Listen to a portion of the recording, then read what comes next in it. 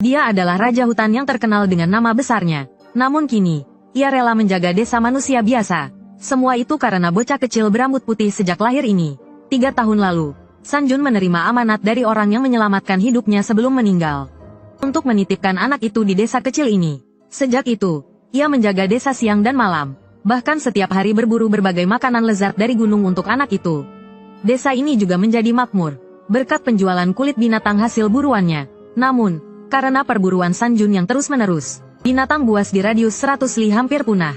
Dan setelah pengamatan yang lama, ia menilai penduduk desa di sini sederhana dan dapat dipercaya untuk dititipi anak itu. Atas bujukan temannya, Kiki, San Jun memutuskan untuk sementara meninggalkan tempat ini. Ia hanya perlu kembali secara berkala untuk melihat anak itu. Namun, tepat saat hendak berangkat, San Jun tiba-tiba merasakan sesuatu yang aneh di hutan. Ternyata itu adalah hantu. Konon, orang yang dimakan harimau akan berubah menjadi hantu. San Jun langsung menyadari bahwa hantu ini dikendalikan oleh seseorang. San Jun meminta Kiki untuk segera memberitahu King Lang. Masalah ini pasti tidak sesederhana itu. Benar saja, sepasang mata bercahaya perlahan muncul di belakang hantu itu. Sekelompok harimau terlihat telah kehilangan akal sehatnya. Di puncak gunung yang tak jauh, 2 orang tampaknya mengendalikan semuanya. Salah satu dari mereka, berambut putih dan bermata kuning, melepaskan topinya. Seketika, ia berubah menjadi makhluk kuning jahat. San Jun tahu tujuan besar mereka kali ini, pasti untuk menculik anak kecil. Dengan perintah keras dari Huang Yao, kawanan harimau menyerang. Namun, San Jun menghadapi kawanan harimau tanpa rasa takut. Berdiri di tempat tinggi, ia memancarkan wibawa alami. Kekuatan tekanannya membuat harimau tidak berani mendekat. Namun, dengan sihir kuat dari Huang Yao, kawanan harimau kehilangan akal sehat dan menyerang dengan ganas. San Jun mengalahkan mereka dengan mudah. Bahkan melawan ratusan, ia tetap tak tergoyahkan. Setelah beberapa putaran, harimau lain tidak berani mendekat. Wibawa besar San Jun membuat beberapa harimau dengan kemauan kuat perlahan sadar kembali. Namun sebelum mereka memahami apa yang terjadi, mereka langsung dicabik-cabik oleh harimau lain. Setelah itu, Huang Yao mengendalikan kawanan harimau untuk mengepung San Jun. Kelompok lain masuk ke desa untuk mencari anak kecil. Saat itulah pengintai menyadari situasinya. Mereka dengan cepat mengirim sinyal untuk memperingatkan penduduk desa. Penduduk desa mendengar dan menyembunyikan anak-anak di dalam peti beras. Namun, saat menutup peti, mereka merasakan hawa dingin di punggung. Seekor harimau sudah menyaksikan segalanya dari jendela. Huang Yao juga merasakan keberadaan anak kecil itu. Saat Huang Yao hendak memerintahkan pengepungan penuh terhadap peti beras, dalam sekejap, San Jun telah membasmi sebagian besar kawanan harimau. San Jun berkata kepada Huang Yao di puncak gunung, "Aku pasti akan menggigitmu sampai mati. Lalu aku akan memburu dan membasmi seluruh keluargamu." Huang Yao menjadi marah. Ia memerintahkan kawanan harimau untuk menyerang. Seekor harimau besar yang kuat berlari kencang ke arah San Jun. San Jun melihat dengan jelas bahwa itu adalah teman lamanya dari bertahun-tahun yang lalu. Wu Ke, ia adalah Raja Gunung Putih yang dihormati. Namun kini, ia dikendalikan oleh roh jahat. Seekor harimau biasa bisa dikendalikan oleh satu roh jahat. Namun tubuhnya ditempati oleh 3 roh. Dan musuhnya kali ini adalah teman lamanya, San Jun. San Jun adalah Raja Gunung Putih sebelumnya. Setelah dititipkan seorang dermawan untuk melindungi seorang anak, Wu Ke, petarung terkuat kedua, menjadi Raja Gunung Zi saat ini. Namun Wu Ke, yang awalnya lebih lemah dari San Jun, mendapatkan peningkatan kekuatan yang drastis setelah dirasuki iblis. Dengan cepat ia mendominasi pertarungan. Wu Ke memiliki ukuran tubuh yang lebih besar, tetapi gerakannya agak lambat. San Jun berhasil menghindari serangan kuat Wu Ke. Ia kemudian bergerak ke belakang Wu Ke, dan melancarkan serangan telapak tangan yang menjatuhkannya. Pecinta komik, musim panas para pecinta komik. Namun Wu Ke tampaknya tidak merasakan sakit dan membalas dengan serangan telapak tangan. San Jun berteriak dengan putus asa, "Sadarlah, Wu Ke, kita harus bekerja sama." Tetapi Wu Ke telah sepenuhnya dikuasai oleh iblis dan kehilangan kendali. Menghadapi teman lamanya, setiap serangannya mematikan. Dengan cepat, San Jun digigit di leher dan kepalanya ditahan. Huang Yao di puncak gunung sangat gembira melihatnya. Bai Mei telah memerintahkannya untuk membawa anak itu kembali. Itulah sebabnya ia bersusah payah membawa Wu Ke, petarung terkuat kedua. Namun, Bai Mei tidak ingin Shou Er tahu tentang keberadaan anak itu. Karena takut Shou Er akan kehilangan kendali dan merusak rencananya, Shou Er pun berkata, "Kau tidak tahu apa-apa tentang kekuatan San Jun." San Jun bangkit dan membanting Wu Ke. San Jun tahu bahwa untuk mengakhiri pertarungan, ia harus mengalahkan iblis yang menempel di punggung Wu Ke.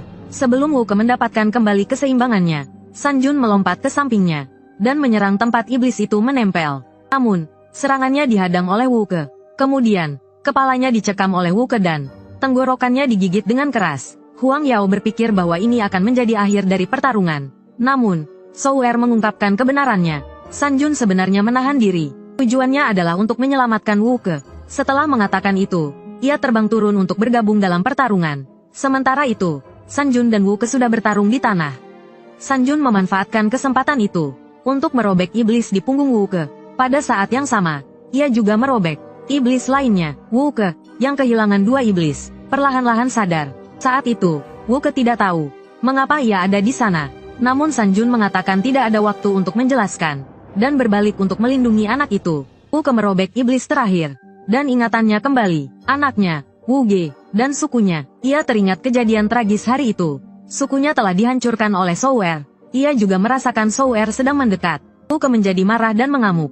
Namun, saat ia berbalik, musim panas para pecinta komik, ia langsung tertusuk oleh tiang kayu yang dilemparkan oleh Sou'er. Musim panas para pecinta komik. Menurut San Haijing, Sou'er berbentuk seperti harimau, dengan ekor yang panjang, dan memakan harimau dan macan tutul. Dan Sou'er, yang telah mencapai wujud manusia, memiliki kekuatan yang mengerikan. Raja Gunung Bai, Wuke, dibunuh dalam satu serangan. Ia tidak diberi kesempatan untuk melawan. Melihat itu, Sanjun menerjang dan menggigit. Tapi dia terpental puluhan meter oleh sebuah pukulan, memuntahkan darah. Sanjun tahu betul bahwa manusia binatang di depannya ini luar biasa. Lalu, dia menerjang lagi, mencoba menggigit lehernya. Tapi Sou'er menghindarinya dengan sikutan. Sanjun dipukul seketika, lalu Sou'er mencekik lehernya dan mengangkatnya tinggi, bersiap untuk langsung mencabut jantungnya. Menyadari bahaya, Sanjun memutar tubuhnya dan menamparkan. Lalu, tamparan berikutnya hampir mematahkan pergelangan kakinya. Melihat perlawanannya, Sou'er meluncurkan serangkaian pukulan hingga Sanjun tak bisa bangun. Sou'er takjub, lawan selevel ini, takkan mungkin ditaklukkan oleh Huang Yao dengan kendali hantu. Harimau biasa tak akan mampu. Harimau sekuat ini, mengapa tinggal di desa kecil ini? Dalam sekejap mata, Sanjun berdiri dengan gemetar. Kecepatan pemulihannya yang luar biasa juga mengejutkannya. Sou'er tidak ingin berlama-lama melawan Sanjun. Dia berbalik menuju desa, memutuskan untuk mencari anak berambut putih itu dulu. Tapi Sanjun telah berjanji akan melindungi keturunan penyelamatnya dengan nyawanya. Dia menghalangi jalan Sou'er dan berkata, "Jika kau ingin lewat, kau harus melangkahi mayatku." Melihat kegigihannya, Sou'er mencabut pasak kayu dari Wukong. Lalu dia menajamkannya dengan kukunya. "Baiklah, akan kuturuti. Akan kubantu kau mewujudkannya." Menghadapi tusukan kayu Sou'er, Sanjun merunduk menghindar. Seketika dia berpindah ke belakang Sou'er. Lalu, dia menamparkan Sou'er dengan kuat. Dalam keadaan terdesak, Sou'er menangkis dengan pasak kayu. Tapi serpihan kayu tetap mengenai leher Sou'er.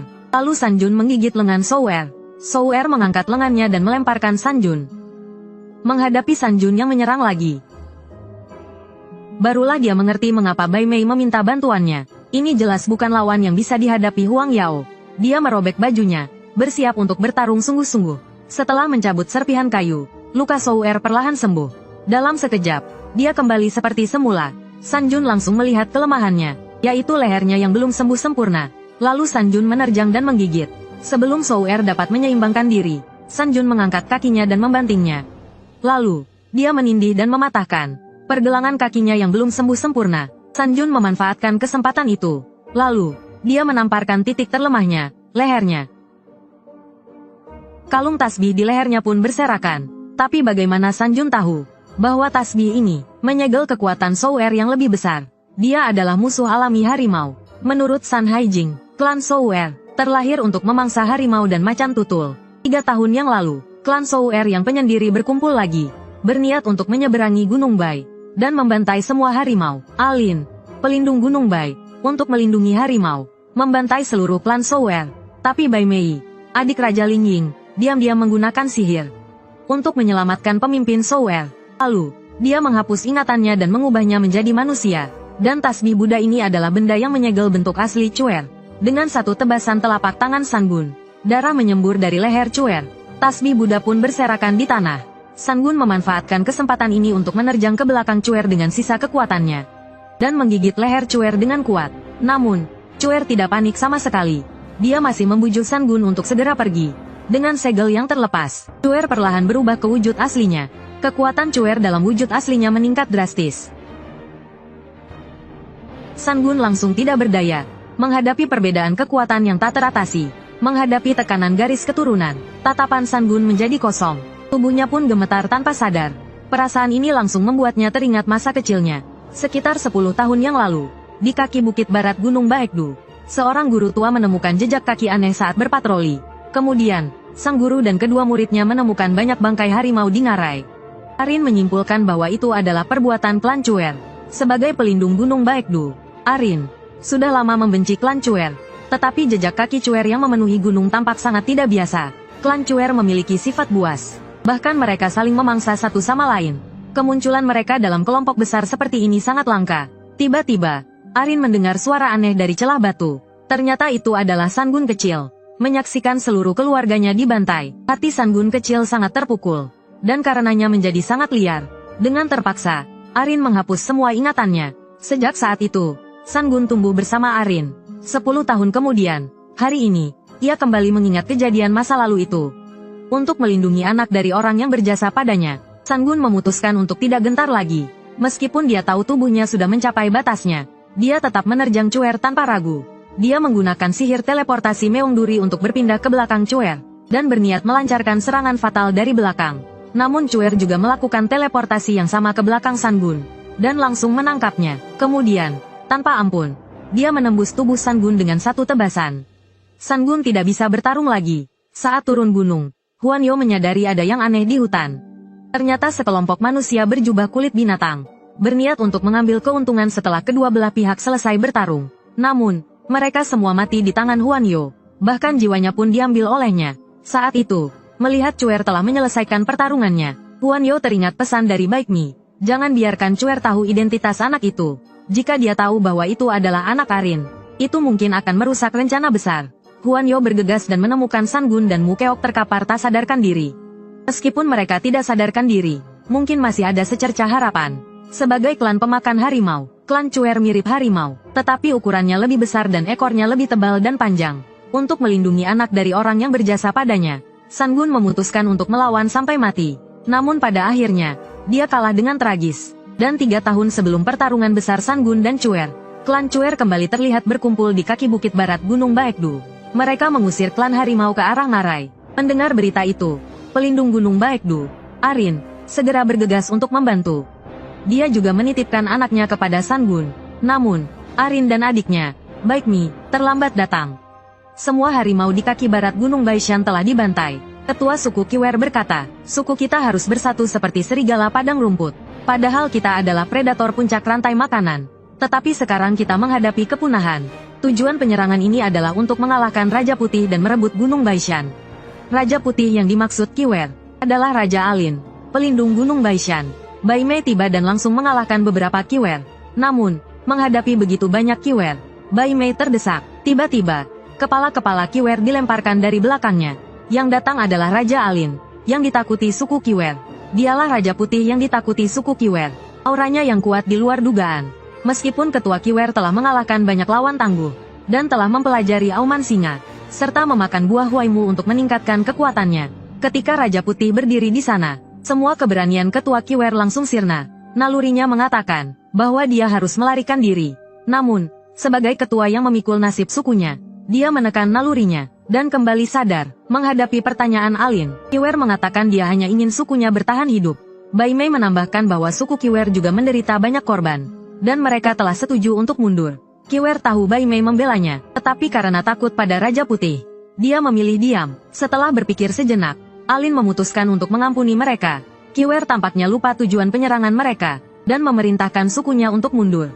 Tetapi suku Kiwer tetap berada di dekat pohon kering, enggan pergi. Alin merasa ada yang tidak beres. Dia berjalan menuju pohon kering dan melompat ke atasnya. Di balik pohon, bangkai harimau berserakan. Bai Mei diam-diam melemparkan pil kepada Kiwer. Telan ini jika kau tidak ingin sukumu punah. Kalian telah membuat Raja Alin marah. Detik berikutnya, pohon kering itu meledak. Alin sangat marah. Dia mengendalikan pecahan kayu dengan telekinesis dan berteriak, "Kalian semua harus mati hari ini." Dalam kepanikan, ketua Kiwer berlutut dan memohon ampun. Berjanji tidak akan pernah menginjakan kaki di Gunung Baishan lagi. Alin memutuskan untuk tidak mempercayainya lagi. Namun mereka tetap melanggar. Suku Kiwer dibantai. Melihat ini, ketua Kiwer berhenti memohon. Menghadapi pecahan kayu yang menyerang, Dia menggunakan auman singa untuk menangkisnya. Kiwer tahu dia harus bertarung jarak dekat. Dia menerjang Alin, tapi Alin menendangnya dan memotong kaki depannya. Lalu dia melemparkannya dengan satu tamparan. Melihat ketua mereka yang gagah berani dikalahkan dengan mudah, suku Kiwer yang tersisa melarikan diri. Melihat Alin ingin mengejar, ketua Kiwer bangkit dengan susah payah. Dia ingin mengorbankan nyawanya, agar sukunya bisa melarikan diri. Kau begitu kejam pada sukuku. Apa bedanya dengan aku yang membantai harimau? Kau juga akan mendapatkan balasanmu. Mendengar itu, Alin berbalik dan menendang kepala ketua Kiwer hingga putus. Tepat sebelum pergi, Bai Mei diam-diam menendang kembali kepala Sower. Tepat sebelum pergi, Bai Mei diam-diam menendang kembali kepala Sower. Tak lama kemudian, kepala Sower mengeluarkan cairan hijau dan perlahan sembuh. Kemudian, ia dibawa pergi oleh Huang Yao dari puncak gunung. Dia adalah yang terkuat di antara para harimau betina. Bahkan ketika menghadapi Sower, pemakan harimau, dia bisa mengalahkannya dalam sekejap. Setelah Alin memenggal kepala Sower, Sower yang tersisa melarikan diri. Maka Alin meminta adiknya, Bai Mei, untuk melepaskan Wula dan Bila. Bertahun-tahun yang lalu, Alin dan Bai Mei yang masih muda menyelamatkan dua anak harimau kembar yang sekarat. Setelah menerima aura Alin, kekuatan mereka meningkat pesat. Sekarang mereka telah menjadi jenderal yang handal di bawah Alin. Wula dan Bila mengepung dan membunuh semua Sower yang melarikan diri. Sementara itu, kepala Sower yang diam-diam menelan pil roh dari Bai Mei secara perlahan tersambung kembali setelah terpenggal.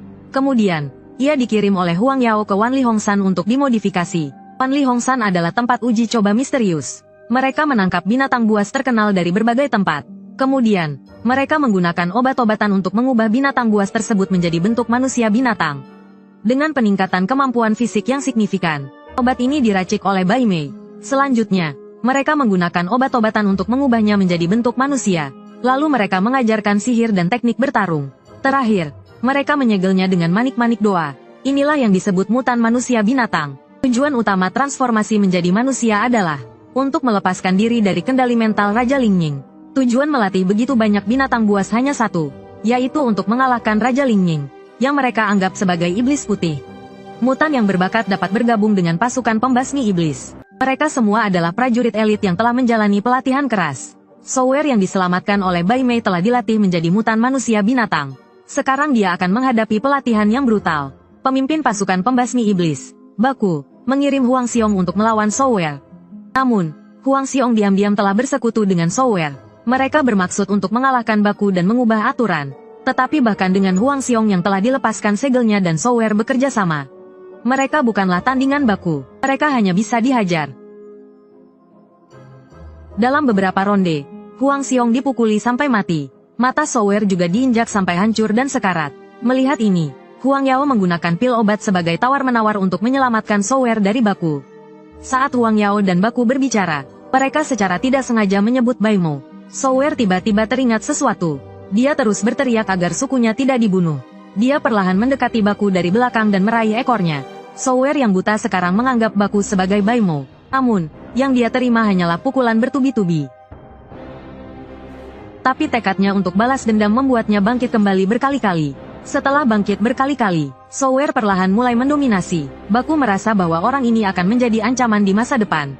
Dia harus disingkirkan sekarang. Dia kemudian memerintahkan bawahannya untuk memutuskan manik-manik doa dan melepaskan segelnya. Untuk mencegah melukai diri sendiri, manik-manik doa telah diberi mantra dan tidak dapat diputuskan sendiri. Dan saat segel dilepaskan, akan timbul rasa sakit yang hebat. Jadi ketika Baku memutuskan untuk menahan rasa sakit ini, dia pasti sudah bertekad untuk membunuh. Menghadapi Baku dalam wujud manusia binatang. Meskipun gigih, Sower tidak dapat melawannya. Namun jelas Baku telah kehilangan dukungan. Bawahannya juga membantu Sower melepaskan manik-manik doa. Tiba-tiba, Baku yang brutal merasakan aura dan kekuatan yang tidak menyenangkan.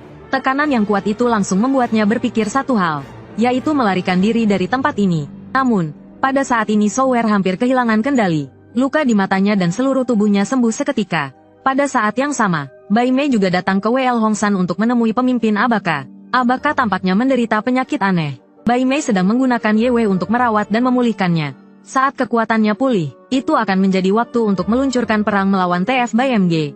Sementara itu, bawahan Abaka, Musketman, Goumang, mengendalikan banyak monster MG. Tiba-tiba dia merasakan bahaya yang mengancam Baku melalui jiwanya. Namun, pada saat itu, Sower telah mengalahkan Baku. Saat Sower bersiap untuk langsung membunuh Baku, Goumang muncul dengan serangan api dan memukul mundur Sower. Meski seluruh tubuhnya telah diliputi oleh es hitam, Sower tetap menyerang dengan berani.